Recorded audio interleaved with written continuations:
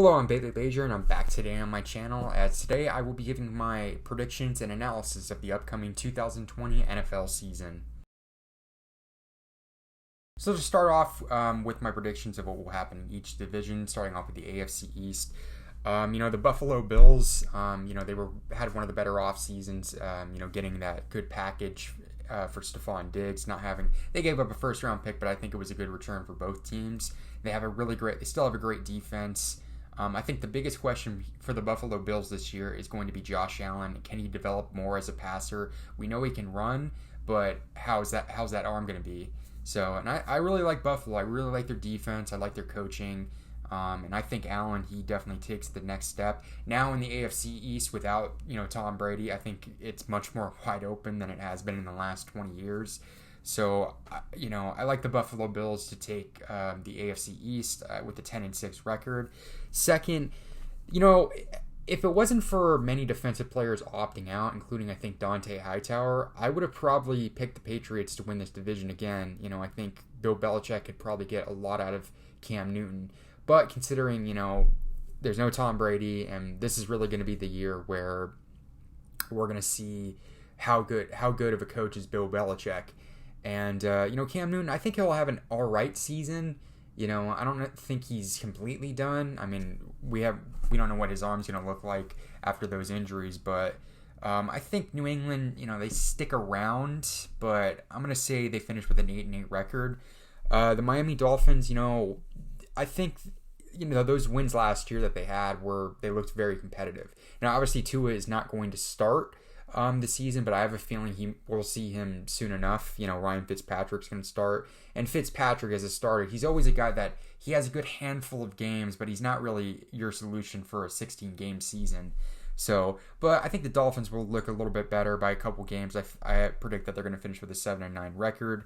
And then the Jets, who just, I don't know what's going on with that organization. Their best defensive player was traded. They got a good return for him, but are those draft picks, are they going to live up to giving up Jamal Adams? I think this is the year where, we're going to see how good Sam Darnold is, and I don't think that's going to happen. I don't see the Jets being a good team. I think they finished last with a 4-12 record. Moving on in the AFC North, I think the favorite in this division will be the Ravens. I think they had a really good draft.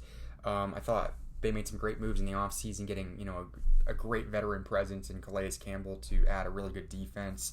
They had a good draft, like I stated before. They got Patrick Queen, which I think is a great player, and was a good steal for where, how many teams passed up on him. I think with the Ravens, I think the big question is, can Lamar Jackson keep up his pace that MVP season? Can he, repeat that? Which I think he has a good shot at doing so. They obviously cut Earl Thomas, who had a very eventful offseason and a training camp. It's probably for the best that they, cut him, considering, just some of the things that were happening with him. But I have a feeling he'll, find a spot soon. In second, I'll say the Pittsburgh Steelers. I don't know. I don't necessarily think Ben Roethlisberger coming back is going to make this team, it's going to turn the clock back 5 years. But they do have a great defense. I don't know what's up with their offense. I'm not saying Ben Roethlisberger is done, but the end is not too far away for him. Especially coming off a major elbow injury, especially to that throwing arm. So, we'll see what happens there. But I think Pittsburgh, they do a little bit better this year. I think defensively is going to be a big factor. I say 9-7, and I think they'll get one of the wild card spots. With the Browns, maybe they'll do better this year, considering there's not many expectations as there was last year. I think Kevin Stefanski is an upgrade over Freddie Kitchens. But I think the Browns, they finished with a 500 record, going 8-8, which would, is not bad. And then with the Bengals, they're definitely last, but their upside looks a lot more positive than it did last season. I think having Joe Burrow, AJ Green's going to be back, so we'll see that what that connection is going to be like during the season. So 5-11 is not a great record, but it's definitely an improvement from going 2-14 last season.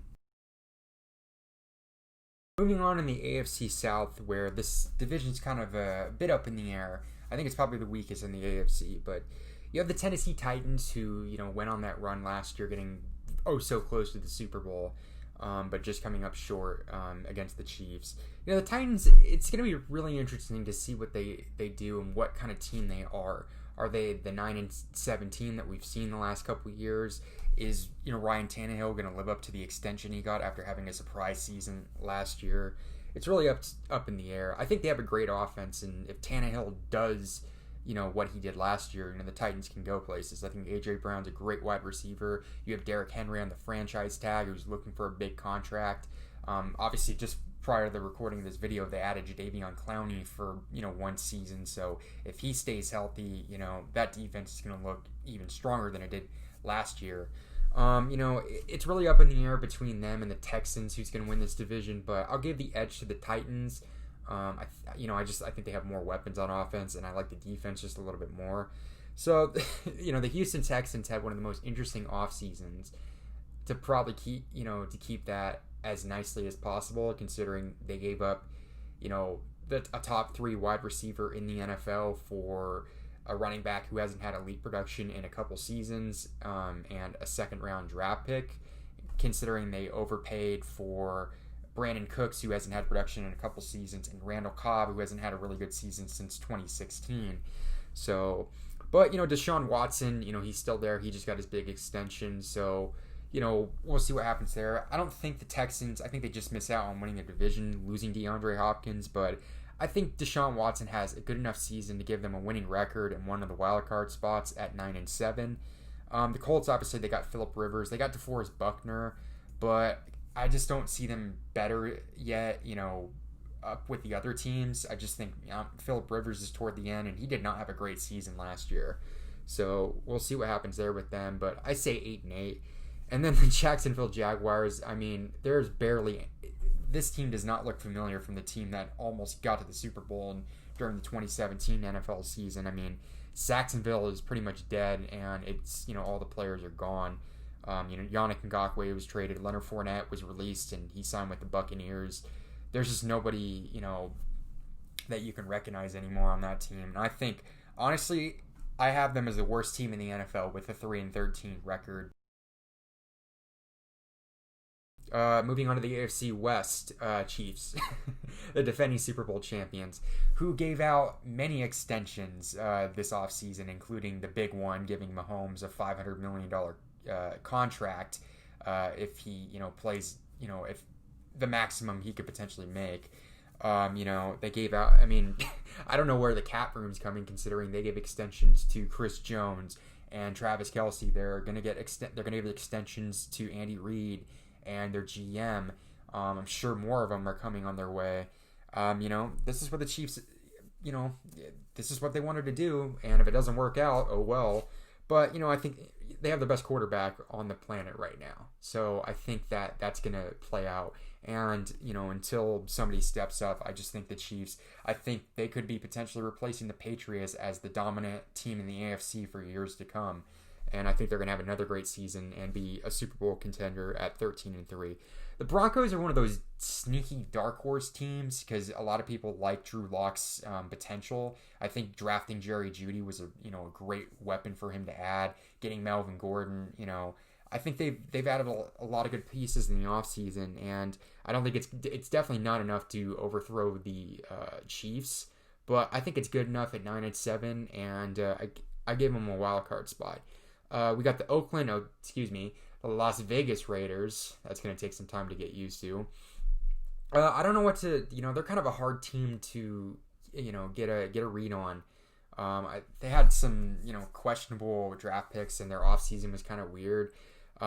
Derek Carr is still there, but I don't know if he's not bad, but he's not I think his potential, that ceiling he could have hit a couple years ago, is gone. I don't think he's been able to recapture what he did in 2016 since, he broke his foot in that one game prior to the start of the playoffs. But the Raiders, I don't think they'll be terrible, but it's not going to be enough. I have them at 8-8. And then the Chargers, Tyrod Taylor is going to start, but they drafted Justin Herbert, who's probably going to be waiting. I think we'll see him eventually this season start. A big blow to the Chargers. They lost their top defensive player in Derwin James for the season, and I think that's going to be a big blow to their defense. They lost Melvin Gordon, but they did add Chris Harris Jr. from the Broncos. So, but I don't think I think they're probably going to finish last with a 6-10 record. Moving on to the NFC East, I think the winner of this division will be the Cowboys. Now that Jason Garrett's gone, I think Mike McCarthy, even though his later years in Green Bay weren't that great, considering Aaron Rodgers had to do a lot of the heavy lifting because those teams weren't that great, I think is an upgrade over Jason Garrett, who was just pretty mediocre. I think having an experienced head coach that's won a Super Bowl is going to help that team. And they had a great offseason. They added, but they gave Amari Cooper, that big extension. They got Everson Griffin. They signed Aldon Smith, who hasn't played in 5 years because of off-the-field issues. But, if he returns to form and stays out of trouble, that could be a really solid add for their defense. They signed Gerald McCoy, but then he got hurt, and then they waived him. They had a great draft in getting CeeDee Lamb, so another great weapon. I think the biggest question with the Cowboys is if, are they going to pay Dak Prescott? They paid Cooper. They paid Ezekiel Elliott. Is Dak Prescott next? Is he going to get $40 million a year, which is potentially what he could make? I think it's just going to be the question mark. Is he going to live up to, are they going to live up? Are the Cowboys going to finally live up to expectations? I think this is a pretty weak division, but I think the Cowboys just scrape by with the 10-6 record, which, wins them the division. The only team that's going to give them, competition will be the Eagles, but they're dealing with some injuries right now, like they did last season. I think the biggest question mark is Carson Wentz going to stay healthy, which he hasn't been able to since the 2017 NFL season. So, Jalen Hurts could, we could be seeing some playing time from him. They've suffered some blows with the offensive line. I did like some of the ads that they got with Darius Slay, but it's just really a question mark what the Eagles are going to do. And I think they are going to be good, but it's not going to be enough this year. I think that I have some question marks if this team's going to stay healthy. The Giants, it's hard to gauge on them. I think they finished with a 6-10 record. I like Saquon Barkley, and they did add some pieces in the draft, but it's kind of up in the air. It's just a hard team to predict, so I say 6-10. And then the Washington football team, yeah, that's a stupid name. But, just from an organization standpoint, they had a horrible offseason, to say the least, with all the drama and investigations that organization is dealing with. They changed their name, which I'm not going to talk about I'm not going to state their name, but what it used to be. Ron Rivera is dealing with some issues. He's dealing with cancer. Hopefully he can beat that battle. Alex Smith made the roster, and he's probably a lock to get comeback player of the year. Even if he doesn't appear on the field, I think just him trying to continue his career is going to be enough. They did get Chase Young, but that team just got a lot of issues, and they got a lot of organization issues to deal with before they want to be respectable again. So I have them at 5-11. Moving on to the NFC North, I was kind of back and forth between the Vikings and the Packers, but ultimately I decided to take the Vikings because they just had a much better offseason than the Packers did. They had a great draft. They got a good return for Stephon Diggs. They were potentially drafted his replacement in Justin Jefferson. They got a really good package for Yannick Ngakoue. I think, they made some great moves. I think obviously the biggest question mark for this team is going to be Kirk Cousins. Is he going to, is he going to be better in primetime games? And, it's to be seen, but I think he does just enough, and I think that Vikings team is just a little bit better than the Packers, so I'll give them a 10-6 record in winning this division. Now, the Packers, the team that made the NFC Championship game last year, now, they won a lot of games and that they should not have probably won, and they lost to some bad teams. And their offseason was really questionable. Now, traditionally, the Packers don't do a lot in free agency, and with the exception of the previous offseason, that was expected. But the draft was just a question mark. The fact that a team that just made the NFC Championship game decided to draft his potential replacement, trade up and draft his potential replacement, Jordan Love. And then in the second round, they drafted a running back, after Aaron Jones had a really good year. So it's really a question mark there. I think the Packers still will be competitive, but I don't think they're going to win as many games, playing like that. I think they finished with a 9-7 record, but I think they'll get a wild card spot. At third place, I'll pick the Bears at 8-8, a team that just does not know what to do with, their quarterback situation. I mean, they traded for Nick Foles, and I think what we've seen in the last couple of years since he won that Super Bowl is that he's better in a pinch than he is as your 16-game starter. They're going to start Mitchell Trubisky, but prior to this, this season started, they announced that they're not going to exercise his option. So it's just proven how bad of a draft pick that was, considering what was on the board, what the Bears could have drafted at quarterback that year, either, Deshaun Watson or Patrick Mahomes. The Bears have a good defense still, but I don't think the offense is good enough to win the division. And then in fourth, the Lions. Now, the Lions, they did trade Darius Slay, but I think they got a good replacement in Jeff Okudah. Matt Stafford's good, but I don't think it's going to be enough to, he's not. I don't think he's been the quarterback that could, rise up that mediocre talent. I don't like their coaching staff either. And Detroit just decided to do what a lot of other teams do, which is copy the Patriots and get some of their former players. I think they'll be better than last season, but I say they'll finish just below 500 with a 7-9 record.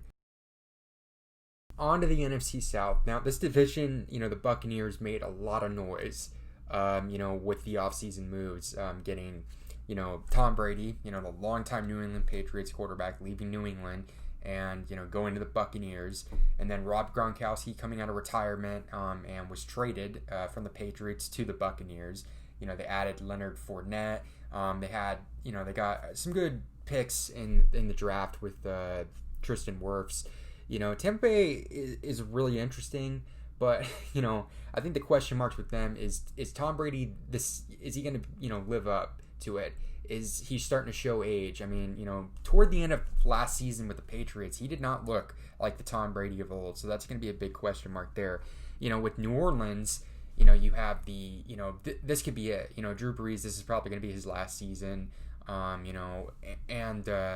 New Orleans, their window might be closing because you look at what their backup options are. You have Jameis Winston, and then you have Taysom Hill, who's not really a starting quarterback. He's more of a hybrid player that you put him all around the field.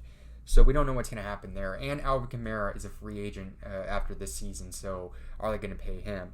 It's really tough, but I'm going to pick New Orleans to win the division. I think they just have enough talent and just better coaching and just more experience than Tampa Bay. I do think Tampa Bay will have a winning record at 9-7, and I think they'll get one of those last playoff starts. With the Falcons, I see them really mediocre. I mean, I think they'll have a good offense, but I don't know if I just feel like their window's closed, and I think they really should have potentially looked at different coaching, and especially with there's some question marks at defense. But I just think Atlanta, they're not terrible, but they're not that good, so I have them at a mediocre 7-9 record. And then the Panthers, this is a transition year. The only big player left is Christian McCaffrey. Cam Newton's gone. Ron Rivera's gone. Greg Olson's gone. Luke Kuechly, shocked everybody and retired. They have McCaffrey. Teddy Bridgewater, I think, has potential, but I don't think he's just not there as a quarterback. We don't know what this team's going to look like. This is really a transition year. So, and defensively, there's just too many question marks. So I have them, at 4-12. And then, in my opinion, the best division in football, the NFC West. A bunch of surprising moves happened in this division in the offseason. Seattle getting, Jamal Adams, the 49ers trading DeForest Buckner for a first-round pick, and then, they traded for Trent Williams. The Arizona Cardinals shocking everybody and getting DeAndre Hopkins, and then the Rams trading parting ways with Todd Gurley and trading Brandon Cooks. So it's a lot of interesting moves that have happened. I think the division's going to be really close, like it was literally one play close, like it was last season. And I think I'm going to give the edge to the Seattle Seahawks, probably because the San Francisco 49ers are dealing with a lot of injuries right now.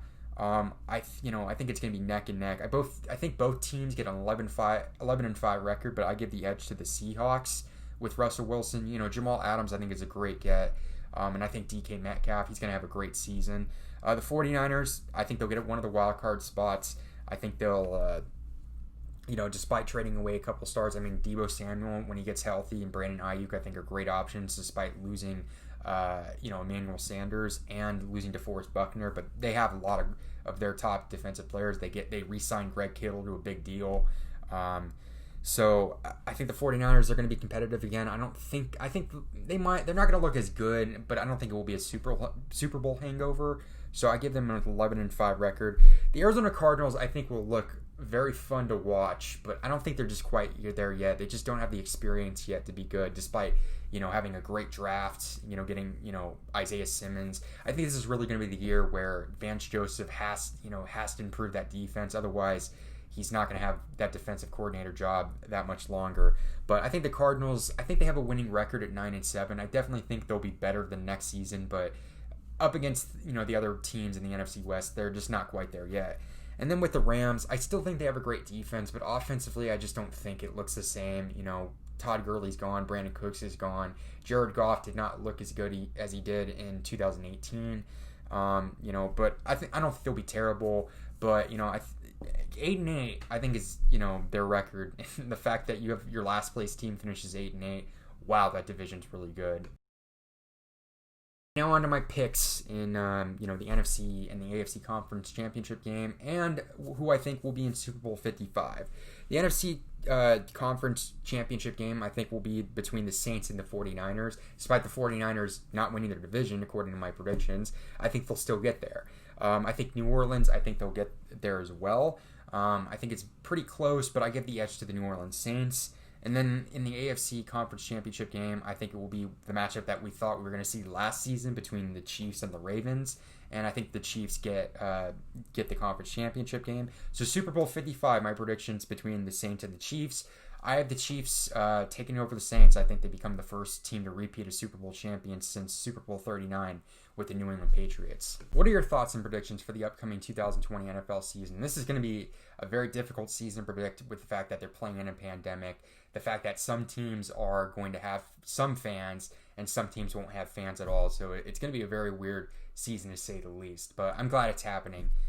So leave in the comment section below. Follow me on my Twitter accounts at Lazier96 and I believe at Bill Lazier. That's going to be where you see a lot of my sports content coming out.